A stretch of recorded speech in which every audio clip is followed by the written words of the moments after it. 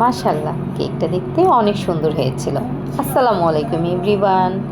এটা একটা secret message cake ছিল। কেকটা আগের দিন আমি ক্রাম কোট করে ফ্রিজে রেখেছিলাম। হুট করে বড় বোন ফোন করে বলল, একসাথে আজকেই আমরা আম্মুর সাথে কেক কাটবো, তুমি কেক রেডি করে নিয়ে এসো। 15 মিনিট সময়ের মধ্যে তাড়াতাড়ি কেকটা রেডি করলাম। রেডি করে সিম্পল একটা ডিজাইন দিয়েছিলাম, নন এডিবল একটা বাটারফ্লাই দিয়েছিলাম, আর কিছু পার্লে সুগার বল দিয়ে সিম্পল একটা ডিজাইন করে নিয়ে গেছিলাম। 3 বোন আম্মু একসাথে কেক কাট করলাম। আম্মু আমার হাতে ভ্যানিলা কেকটা অনেক পছন্দ করে, তাই এটা ছিল ভ্যানিলা কেক আর কফি ফ্লেভার ছিল।